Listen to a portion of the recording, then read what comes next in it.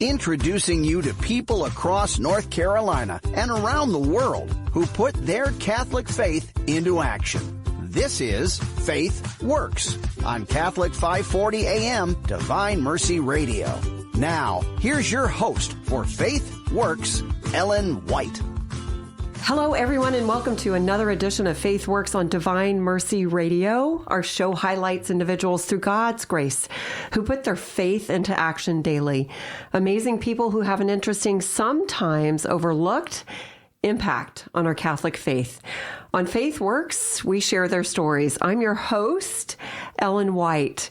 Our guest today is John Jansen, Executive Director of the Pro-Life Action League. For decades, John has been at the forefront of pro-life advocacy, leading efforts to educate the public, engage communities, and protect the dignity of life. He joins us today to share about the League's mission, programs, and their upcoming Peace in the Womb Christmas caroling sessions. Welcome to Divine Mercy Radio, John. Thank you, Ellen. So glad to be here. Oh, gosh. And we just had some technical difficulties, and John is being very, very gracious. So I'm so thankful to you for that, John. All right. So let's start with the background and mission of Pro-Life Action League. Can you give us a brief history of the Pro-Life Action League and when it was founded and why? Sure, absolutely. Okay. So the Pro-Life Action League was founded in June of 1980. By a man named Joe Scheidler, who's a name that's going to be familiar to many of your listeners. Joe Scheidler is known as the godfather of pro-life activism. He and his wife, Anne, co-founded Pro-Life Action League in 1980. But, backing up you're going to have to give the full story, you kind of have to back up a little bit and talk about what had happened in those intervening years. Many of your listeners will know from their history that 1973 was the year that the U.S. Supreme Court handed down the Roe versus Wade and Doe versus Bolton decisions, effectively making abortion legal at any point in pregnancy for any reason. And at that point, Joe Scheidler was working at a public relations firm in Chicago in the fairly early stages of what appeared to be a very promising career in public relations. And once this decision was handed down, he couldn't believe it. He thought, how on earth could we go from babies being in the womb being protected almost everywhere to being protected nowhere, and for abortion to be legal at any point during pregnancy? At that point, he and Anne were expecting their fourth child. It turned out to be a girl born a few months later. And it was just unthinkable to them that this could be the case. It could be the case in the America that they knew and loved. And so Joe continued to work at his public relations job for the next few years, the next few months. But every waking minute that he had, it seemed, he was doing pro-life work on the side. And his boss at the public relations firm took him aside at one point and said, Joe, I really think that you may want to consider making this pro-life work your full-time job, because that's really where your heart is at this point. You're spending, that's where your heart is. That's really where all your efforts are. That's where your passion is.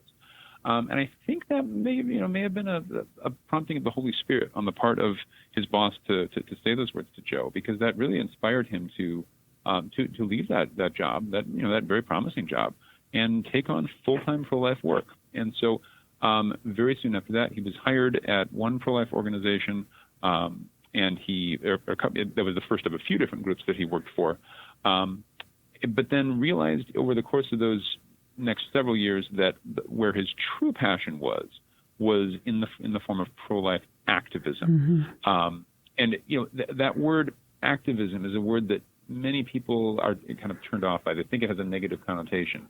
They think of like activist judges or something like that. But I think, as it was used then, and as we still use that term now when we talk about pro-life activism, the term, we would say it has a very positive connotation. It's people who take their belief about the value of human life and the evil of abortion and put that into action in the public square in some way, either doing pro-life demonstrations, rallies, standing outside of an abortion clinic, praying, sidewalk counseling, things like that. One thing, and I should have mentioned this earlier, Ellen, I'll just throw this in now because to illustrate the point of activism, it was attending a pro-life rally in October of 1972 that was the first thing that really kind of set Joe's mind on, the fact of and the importance of this issue. So again, 1972, 3 months before. So the Roe versus Wade case had been heard by the Supreme Court at that point, but it hadn't actually been decided. Wouldn't be decided for a few months later. And it was, going to this rally and getting a flyer that showed an image of an aborted baby on it. That really just convicted him. But this was necessary that there was a need for people in the church to dedicate their lives full time to this work. So one of the things that Joe had done then a few months later, after he quit his job and got into pro-life, is he attended a meeting that was organized by a very saintly priest named Father Paul Marks, who was the founder of Human Life International. And Joe and Ann, his wife, went to this meeting in Chicago. They expected hundreds of people to be there, and instead it was maybe 10 or 12 people there. And again, they looked around and thought, where is everybody? And Father Marks, talked to Joe afterward and said, I think you have a calling. There aren't many people here. Not everyone has a calling to do this work full time, but you have a calling. And again, that was the Holy Spirit really, communicating very clearly that Joe Scheidler and his wife Ann, had this vocation, if you will, to do pro-life work, full time and really give their lives to it. So fast forward a few years, in 1980, Joe had come to realize that there was a need for a new organization focused on pro-life activism, focused on giving people outlets for putting their beliefs into action in the form of protests, demonstrations, rallies, sidewalk counseling outside abortion clinics, things like that. And so that's why the Pro-Life Action League was born.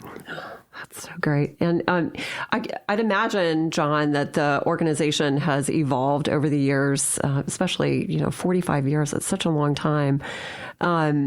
What are some of the major changes in focus or strategy that they've implemented, or that you guys have implemented? I would say that, Sure.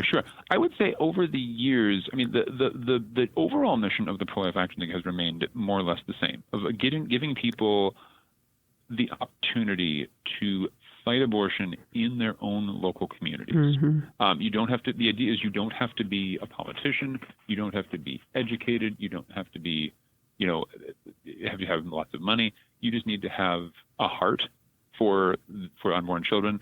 And and a desire to put those beliefs into action, and the belief that anyone can do this.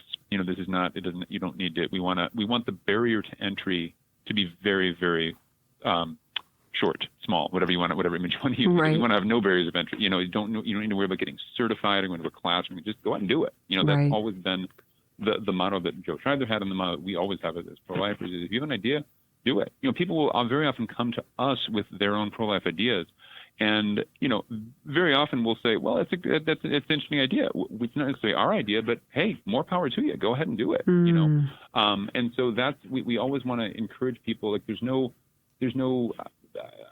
referee that says that you have to there's no committee that you have to run your idea by. You can certainly ask someone for your idea. That's fine, and people will do that. But our mentality is kind of generally, you have an idea for fighting abortion, go ahead and do it. If you want to do that, we'll be happy to give you some advice. But go ahead and do that.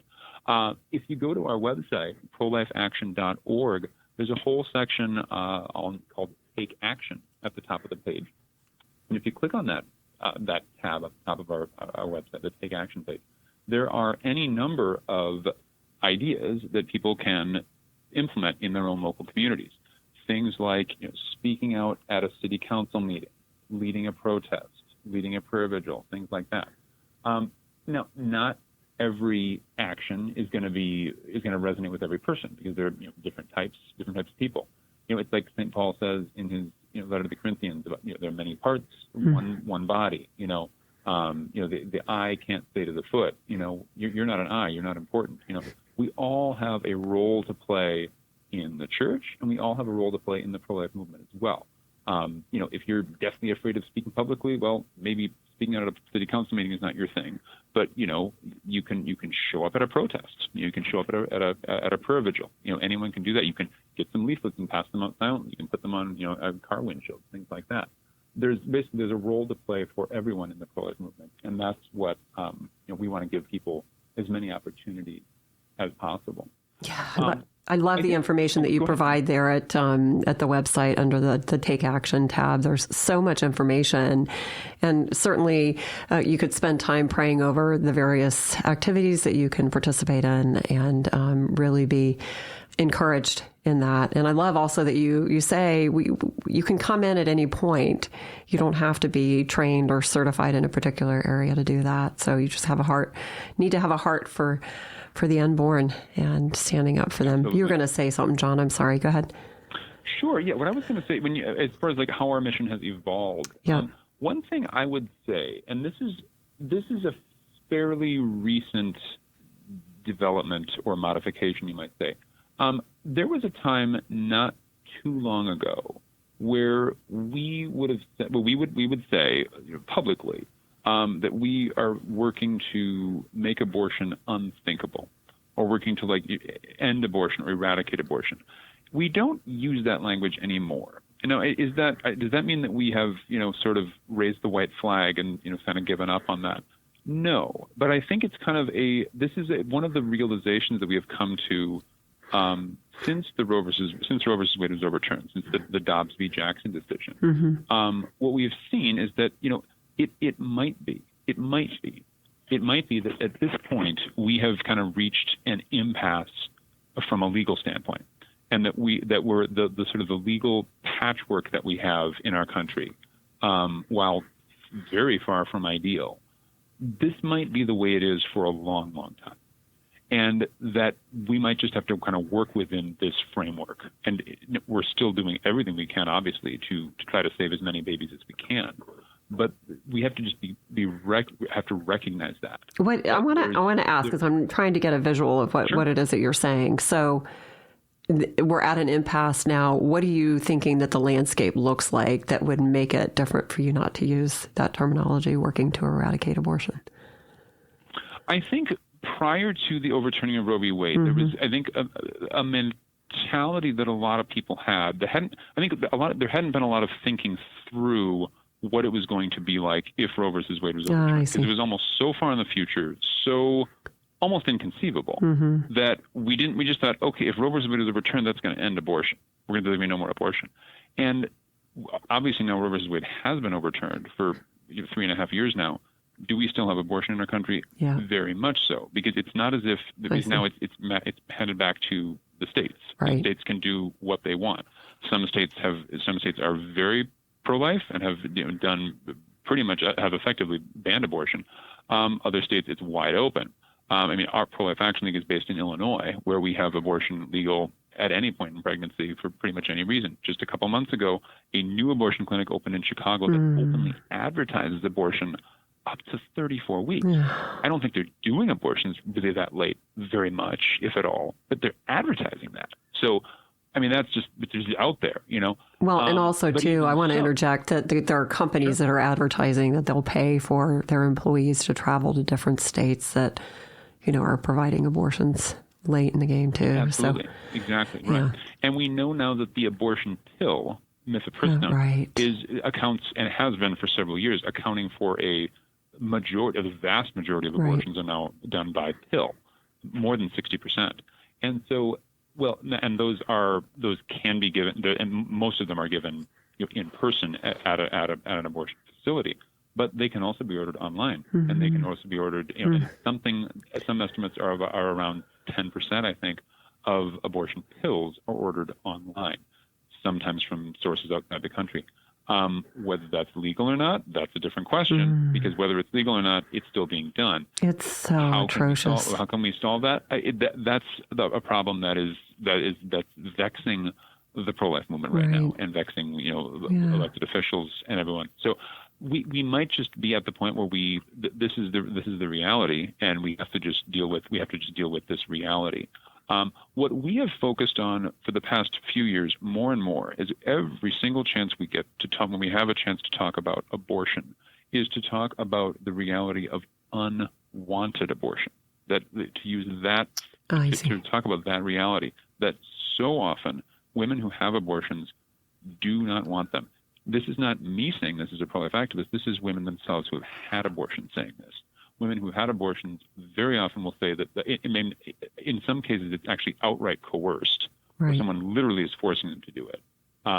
Or it's a situation where in some way it illustrates something that the woman does not want, where she is, where it goes against her beliefs or preferences, where, a woman will admit, very often that if she had had more support, she would have decided to keep the baby, things like that. You add those together, you can look at the data in such a way that's very honest and say that most abortions are unwanted. And if we can at least get people in the wider culture to recognize that, even people who call themselves pro-choice, just a few months ago, we created a flyer that's directed at pro-choice people. That we want this flyer to get out to people and pass it out at libraries, at train stations, wherever you college campuses, and it's geared toward pro-choice people. And on the front it says it asks the question, pro-choice, as if to say, like, are you pro-choice? And it says a call to action. And it's all about this reality of unwanted abortion. It looks like a pro-choice flyer.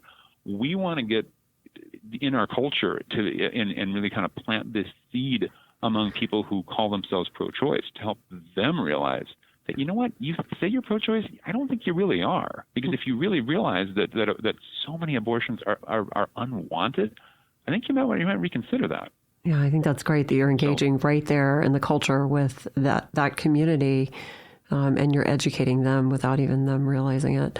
That is fantastic. Yeah. All right. So that's one of many programs, John, I'm sure, that the League operates. Can you highlight some of your key programs or campaigns that you've got going on throughout the year? Sure. Okay. So throughout the year, there are 4 major nationwide events that we hold. The first is called I guess my favorite, I should say, one we did most recently, is the National Day of Remembrance for Aborted Children. This is held every year on the second Saturday in September. And the primary purpose of the National Day of Remembrance is to hold prayer vigils and memorial services at the burial sites of aborted babies. There are about 60 of those nationwide. And that's the primary purpose. The secondary purpose being to hold vigils at other memorial sites that are dedicated to the honor of abortion victims or just unborn children generally. Okay. The primary purpose, though, again, is to go to the actual burial sites of aborted babies because, we as Catholics we're a sacramental people, and it's interesting about this particular event because Pro-Life Action League, our organization, we're not explicitly Catholic, and we're not affiliated with our local diocese officially, although we have a very good relationship with them. I mean, currently all of our employees are Catholic. It's just the way it's been for a long time. But this particular event that we coordinate, it's the probably the vast majority of people who participate in it and who hold services are Catholic. Just kind of the way it works. And I think there's something about that we as Catholics kind of instinctively get this idea of, the importance of going to the places where unborn children are laid to rest. Right. That's why we have, cemeteries. It's why we have, relics in our altars at Mass. The idea of going to a place, and actually that it's more important to go to a place than it is to just simply, think about it. It's more. That's why it's better to go to Grandma's gravesite than to just pray for Grandma. Pray for Grandma, that's fine, but go to her gravesite, that's even better. And right. Repose of her soul there. That's taking it to the next level. And in a similar way, praying at the gravesites of aborted babies, there's an added, I think, spiritual component to that, you might say. I've often thought that when you go to the gravesite of aborted babies, that those babies that are buried there, we never had the chance. We on this side of the veil never had a chance to meet these children. We never had a chance to know them. Certainly, we don't even know their names. Their names their identities are known only to God. But at the same time, while they do have a very distinct identity. that only God knows. In a similar way, though, they kind of represent all other aborted children who have been killed, who have other identities, obviously. I think you could look at it similarly to the Tomb of the Unknown Soldier at Arlington National Cemetery. The soldiers that are buried there have distinct identities. They had a name.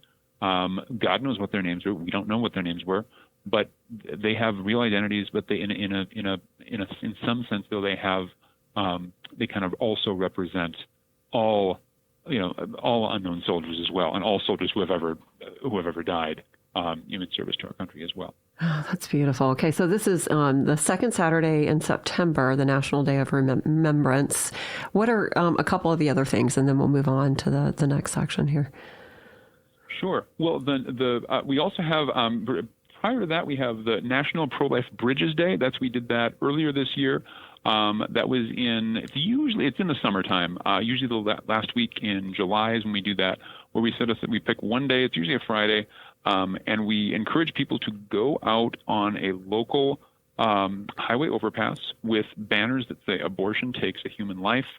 We usually get at least like 50 or 60 teams to do this, and the idea is very simple. You stand on a highway overpass for a couple hours, holding that banner with that message. And believe it or not, over the course of those couple hours, we can reach 1 million, 2 million people across the country with the pro-life message.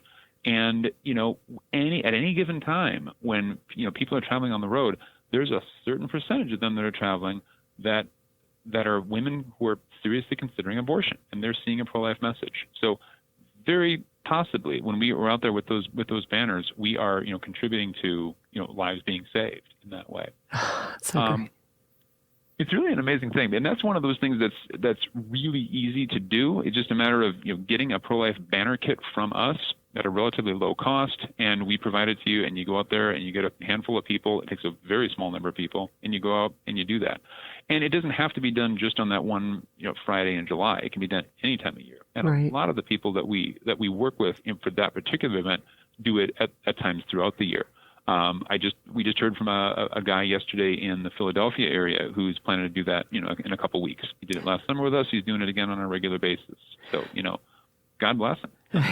Exactly. And I'm curious, John, I'm sure that it takes a lot of volunteers to play a part in the Pro-Life Action League. What kind of roles do they play, and how can someone get involved if they're just hearing about it and they feel that tug on their heart?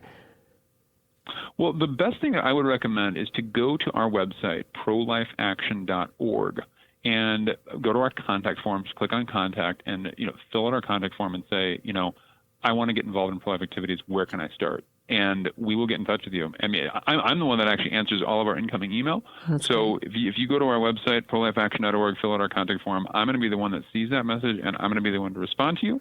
And, we can have a conversation, and we can kind of determine where your strengths might be and how your strengths might be best utilized, in the pro-life movement. So that's how I would recommend it. And is there an opportunity at that point too, John, if somebody's calling, like this gentleman that called from Philadelphia, to connect with other people in his area? Yes, absolutely. Because thankfully, because we have been at Pro-Life Action, have been around for so long, we've been around, for 45 years now, we have contacts all over the country. We happen to be based in Aurora, Illinois, in the Chicago area, but that just happens to be where we're based. We work with people all over the country. We work with people in your area, in Raleigh and elsewhere in North Carolina, Philadelphia, Alaska, Hawaii, everywhere. So if you contact us, no matter where you're listening to us, whether it's in North Carolina or wherever, we will be able to put you in touch with other pro-lifers in your area and to let them help you, because we know a little bit about the pro-life scene, but there's a really good chance that folks in your area are going to know a lot more about it. We will be happy to put you in touch with them. So great. And I want to talk a little bit about this Peace in the Womb Christmas caroling outreach program. That's one of the many programs that you guys are a part of. And I know that we have a couple here. One has already happened actually today. And then the next one is happening next Saturday, December 20th at 7 o'clock. But let's talk a little bit about this program. It certainly stands out And I want you to explain a little bit about what it is, John, and what participants can expect with this particular program. Sure. So yeah, Peace in the Womb Christmas Caroling is what we call this. And it's one of our favorite events of the year. One of the longest running that we've done. We started doing this in 2003. Wow. At that time, we were doing it just in Chicago. That's where we're based here, and so we started it here. And then a few years later, we took it nationally. We said, why aren't we encouraging people to do this all over the country? It was kind of a no-brainer. Like, why on earth wouldn't we encourage people to do this elsewhere? The idea at that time, it was a little bit different then. We originally called it the Empty Manger Christmas Caroling. The idea was that the empty manger had a dual symbolism. On the one hand, it stood for the expectation of the Christ child, in the Advent season, waiting for Christmas. But an empty manger also showed the emptiness when an abortion happens, because there's a spot prepared for a baby, but then that baby never comes because that baby's life is taken. And so we actually created a manger out of wood, put hay in it and everything. We still bring that out with us, and a couple of the groups do as well. For some reason, the empty manger symbolism never caught on too much, though. So a few years ago, we decided to change the name to Peace in the Womb Christmas Caroling, and that seems to have caught on quite a bit better, I think. And we also, along with that, created banners that say, "All I want for Christmas is peace in the womb." And so anyone who wants to lead one of these Peace in the Womb Christmas Caroling events outside their local abortion facility, we will send them a banner. All they have to do is pay the cost of shipping. So basically, our supporters, we have a very generous group of supporters who contribute to allow us to be able to do that. So basically, all people pay is shipping, and then we provide them with a banner that they can bring, and kind of tell the public what they're doing. Now, why do we do this? Why do we go and sing Christmas carols outside abortion clinics? Because I'll admit, it's a little bit odd. I mean, it's a little bit odd the juxtaposition of those two things is a little bit strange. But kind of thinking through it, okay, what is Christmas all about? Christmas is about the joy of a baby being welcomed, right? Welcoming the Christ child into the world. Abortion is the opposite of that, okay? And that's why women go to abortion clinics, because they feel trapped. They feel that they have nowhere else to go, and they're really acting out of desperation. And so we're going to bring the joy of Christmas, to a place of despair. And that's really what Christmas is.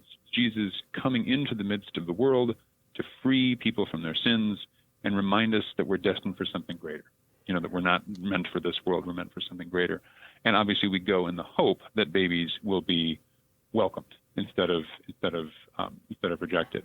And we know every time we do this, there are babies that are saved. You can never make a guarantee. I can't guarantee that if you go to and take part in your local, Christmas caroling event, that you're going to contribute to a baby being saved. But I can pretty much guarantee you that somewhere across the country, when we do this, over the course of this month, that it's going to happen. And, last year in Boston, there was one particularly great save that we heard about, where there was a group singing carols, and then a woman came up, a woman who spoke only Spanish, and spoke in Spanish to one of the women who was singing, and told her that, I heard the carols, I heard the singing, and I decided I couldn't go through with it. Very similar thing happened in Milwaukee. Interestingly, what happened in Milwaukee, Wisconsin last year was there were a group of abortion clinic escorts.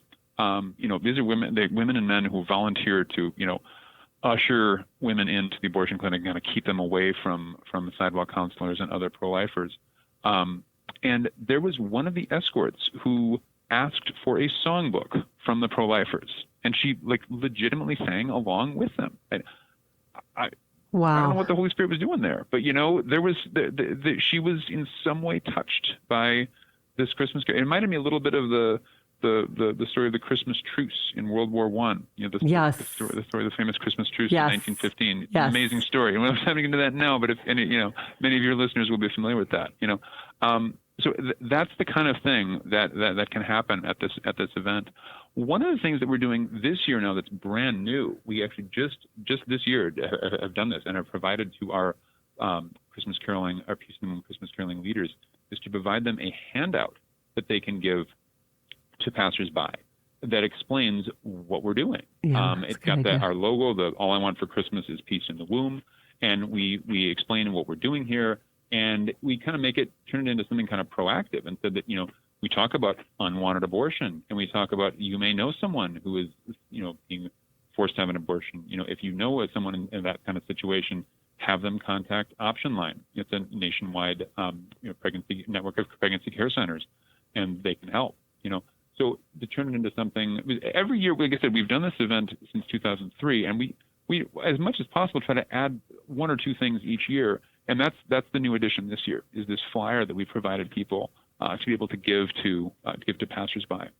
So great. If you're just tuning in, this is Ellen White with FaithWorks on Divine Mercy Radio. I'm here with John Jansen, Executive Director of the Pro-Life Action League, and we're talking about the League's mission, their various programs, and the upcoming Peace in the Womb Christmas caroling sessions, and how these efforts help others to engage in the community in defending life. We are so grateful for our show's sponsor, Thales College. And John, going back to this Peace in the Womb Christmas caroling session, I can't help but think about how powerful music is, and especially Christmas carols. And not only during the time that people are going to be hearing these around these abortion clinics, but whatever song might be playing, that's going to resonate with them in years to come. So that is a very powerful strategy, and kudos to you guys for coming up with this. Absolutely, thank you. And you make an excellent point about music and the power of music, the power of Christmas carols. I mean, I think many of your listeners are familiar with times not too long ago in our history where groups of people, usually kids, would walk around neighborhoods and sing Christmas carols. Sometimes even go knock on people's doors and sing Christmas carols. It was a beautiful thing. It was a beautiful thing, and we're kind of that's what this event kind of taps into. I think is that love for Christmas and love for Christmas music, those familiar carols that everybody knows, especially you learn as children. You hope they have a positive connotation that we're kind of trying to tap into there. But yeah, absolutely. You mentioned about the one particular song that they're going to think about at this time. Our very first Christmas caroling day in Chicago so many years ago.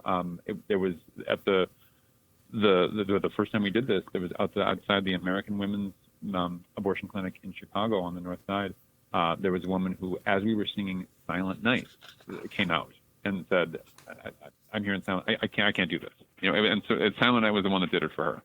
That was the one that and because we stood right by the entrance. We couldn't go on their property, of course, but we stood as close as we could, sing as loud as we could, and it went through the door. And she was able to hear us sing Silent Night, and that's what changed her mind. That's incredibly powerful. All right, so I want to know, why do you think it's important for individuals to engage the public in this type of outreach, especially during Christmas time? I think what I would say is that, especially at Christmas time, people are busy. Everybody's busy. They're always running from place to place. I don't know about you, Ellen, but I'm like constantly Christmas shopping and kids, bringing the Christmas concert, right, picking up picking up the Christmas ham or whatever. It's that we've all got stuff to do in the Christmas season. It's rushing, and so there's always but I think what we have to do. Well, most important than what we have to do during the season of Advent is to prepare our hearts. Absolutely. Okay, to celebrate Christmas, because it's not Christmas yet. We know that, right? We're all Catholic here. It's not Christmas yet. It's Advent right now. We're preparing for Christmas, so we have to prepare our hearts. But and one way that we can do that is to kind of be silent and be prayerful and to be reflective and to do a good thing. We do a good thing. Every time we go to an abortion clinic to pray, to give witness, that's a good thing. And we're remembering, we're kind of every time we do that, especially at a busy time like this time of year, we're remembering, we're taking stock of what it's all about. It's not all about presents and commercialism and everything. It's about, Christmas is about, Advent is about preparing to celebrate the birth of Jesus. And it's a time ultimately of joy, and it's a time of preparation. And so especially at this time of year, that's important. Yes. And especially because it's so busy, there may be a local abortion clinic in your area that has kind of regular coverage, if you will, in the form of prayer partners and sidewalk counselors. But because it's Christmas time, people are busy. People are sick this time of year. There may not be as much coverage as there normally is, and so we can go out and kind of be those kind of reinforcements. And so that this time of year especially, it's a really, really good thing to do. Yeah, I agree wholeheartedly. What a great time to be quiet and singing Christmas carols and reflecting Absolutely. on those lives. Absolutely. And you know what, Ellen? One thing I should mention too is that if there, like, say you live in an area where there's no abortion clinic nearby. Okay, there's always an abortion clinic within some distance. Yeah, there is. There's one here. Speaking, there's one far away. Yeah. Okay, but say you're, even if you're not able to go to that particular one, let's say you want to you like this event, this idea about singing Christmas carols locally, and you want to just do it somewhere else. Could you do it anywhere? Of course you can. You want to do it in a high pedestrian area, say like at a local Christmas market or a town square or wherever it is, any place where there are people going, you can do that. We know there's one of our groups in Chattanooga, Tennessee. They don't actually have an abortion clinic right nearby, but they just go to a pedestrian bridge and where there's a whole bunch of foot traffic, and they've gotten one of our Peace in the Womb Christmas caroling banners, and they sing Christmas carols that way. It's fine. It's pretty clear what everybody knows Christmas carols, but then they know by the banner, passersby know what the particular reason for their caroling is all about. So this is something that can be done anywhere. Ideally outside of an abortion clinic, but really it can be done anywhere. Done anywhere, and I'd imagine too it would be good to have the flyers so that people could pass them out if other people were coming up asking and inquiring about what they were doing. Absolutely. All right. So what advice would you give to someone, John, who wants to stand up for life but feels unsure about how to do it effectively and compassionately? You kind of answered this at the beginning. You provide the tools in the take action spot, but what else would you say? That's a really good question, Ellen. I think what I would say is, well, first of all, take it to prayer. Take it to prayer and ask the Lord to communicate to you what He wants you to do. Anything that's worthwhile, that's what we have to start. And from there, you can talk with someone who has some experience. That's what we at Pro-Life Action League are always willing to do for someone who's a little bit unsure what to do. We're happy to talk to someone to kind of say what you might expect. It's interesting. I think, Ellen, did you say how someone can do this effectively? Yes. Passionately? Yes. Is that what you said? Okay. It's interesting you chose that particular word because it really is because I think about a couple years ago there's a longtime sidewalk counselor in the Detroit area named Edmund Miller. His wife, Dr. Monica Miller, is also a longtime sidewalk counselor. Very familiar with Dr. Monica Miller. And yeah, both of them are just really saints, really, really wonderful people. And he talked about this idea about effectiveness, and he talks about how when you go outside an abortion clinic, and because the reality is, I think I'm giving a long answer on, but I'll try to get there eventually. Sure. I think when we go to an abortion clinic, the first thing to recognize is that very often, whatever you say, whatever your tone, it could be the most compassionate tone in the world. In all likelihood, women who are planning to go to have abortions that day are going to have them anyway, no matter what you say. So you just have to understand that, that's the reality. There are no magic. The point about this is that there are no magic words. Right. There are no, I have to do it this way, or I wasn't compassionate enough, whatever. It's not so much that way. It's important to recognize that. And then very often then, but if you don't realize that, women are probably going to have abortions anyway, you can kind of feel creeping into your head the mind, you're wasting your time. What am I doing here? They're having abortions anyway. How many of them are a couple dozen this day? I've been coming here for weeks at a time. No one's going through. I seem to be having what good am I doing here? And so it's that point when discouragement can really, begin to kind of gnaw at us and think, how effective are you? You're wasting your time. And Edmund Miller talks about this and says that, you know what, in our suffering is our effectiveness. Mm-hmm. And I thought about, okay, in our suffering is our effectiveness, because what's our job? Our job is to make an offering of ourselves to God in all that we do, to offer up our suffering. And if we can offer up our sufferings, the fact that ultimately we can't control it. I can't force a woman to not go through with an abortion. All I can do is try to persuade her and to try to convince her to go to the pregnancy care center across the street instead. I can't force her. I can only do what I can. And I can just do I want her to do that? Of course I do. But in our suffering is our effectiveness. I'm not doing justice to what he said, but I think that's yeah, it really gets the point across. It really is important, because I think there's a major problem, Ellen, with burnout in the pro-life movement, especially among people who go stand outside abortion clinics and pray at sidewalk council, because we think, if we haven't had a baby saved in a while, it's very discouraging, understandably, because that's the primary reason we go.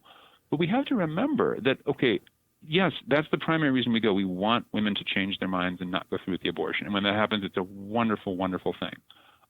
But the reality is that most of them are going to go through with it anyway. And so even though that happens, there's still good that our presence serves in that when that happens. Now, why do I say that? Think about it this way. And I remember this from a video that our founder, Joe Scheidler, did years ago on sidewalk counseling called No Greater Joy, where he talked about, on Good Friday, Mary and Mary Magdalene and John did not save Jesus' life. He still died on Good Friday, but they were with him. They were as close as they could be with him to the end. They were close to Jesus to the last, as the song says, and they were with him when he died. And when we go to an abortion clinic, we are as close to those children as we can be when they die. We're not allowed to go in the abortion clinic. We'll get arrested if we do. But we go as close as we can to be with them when they die. We don't know them. We don't know them personally. We don't know their identities, but we go them because we love them. And so we want to be as close to them as we can when they die. And in so doing, we can show them maybe the only act of love they have this side of heaven. And in doing that, we are being effective that way. Effective, so I think you have to remember that. Yes, effective and compassionate. And I was just sitting here thinking too, John, that it would be, the reality is that we do have listeners, obviously, that have had abortions. And it's important to mention too, if you're not familiar, there's a local Project Rachel group here in Raleigh, and you can go to rachelnc.org for more information about that. And I know that they have a retreat coming up in January, and we'll be speaking to the director soon about that retreat and more information about Project Rachel. Okay, so in the 2 minutes that we have left, John, for those who may not be able to attend in person, what are some other ways to support the League throughout the year, but especially during the holidays? Well, I would say primarily, you know what? If you can pray for us, absolutely, we need it. We at Pro-Life Action League, we at all of any other Pro-Life Action, we need it. We exist. We subsist on prayer support, and we've been around for 45 years. We get the vast majority of our funds come from small donations from mom and pop shops, things like that. We get a small percentage from larger foundations, things like that, but the vast majority comes from small donations. So we need prayer support, because without that, there have been times over the years when it's like, oh my gosh, do we have enough to get by? Are we going to just go bankrupt? So we very much believe in the power of prayer, because without that, the Lord in His providence has given us this work, and it's a privilege to be able to do it. And so we need prayer support.